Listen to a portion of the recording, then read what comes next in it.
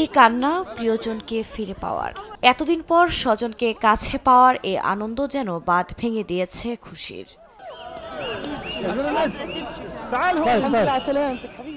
চুক্তি অনুযায়ী স্থানীয় সময় সোমবার রাতে ইসরায়েলি কারাগার থেকে মুক্তি দেওয়া হয় ৯০ ফিলিস্তিনিকে।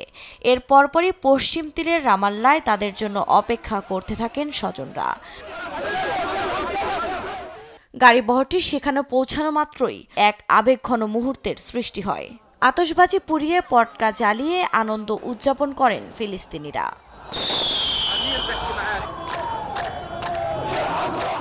বদ্ধ কারাগার থেকে দীর্ঘদিন পর এ মুক্তিকে জাহান্নাম থেকে জান্নাতে প্রবেশের সঙ্গে তুলনা করেন বন্দীরা। আমি জাহান্নাম ছেড়েছি এবং এখন স্বর্গে আছি।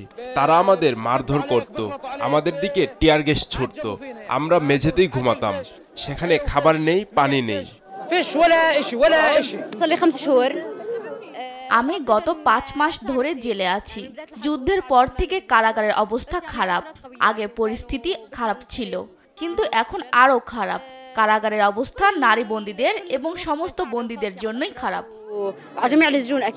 চুক্তির অংশ হিসেবে ৯০ ফিলিস্তিনি বন্দীকে মুক্তি দেয় তেল আবিব। চুক্তির আওতায় একজন ইসরায়েলি জিম্মির মুক্তির বিনিময়ে ৩০ ফিলিস্তিনিকে মুক্তি দেওয়া হবে।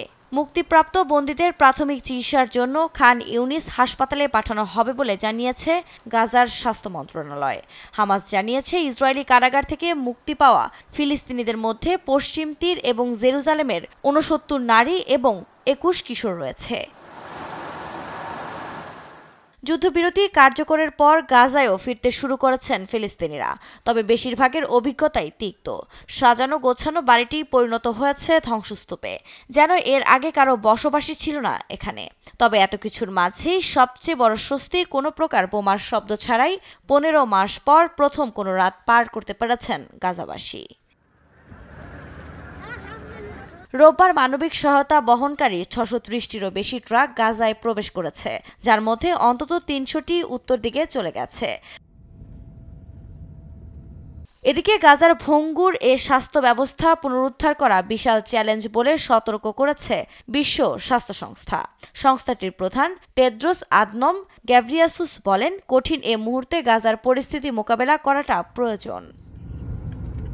যদিও বিশ্লেষকদের মতে গাজায় যুদ্ধবিরতি হলেও দীর্ঘ এ যুদ্ধের অবসান হয়নি।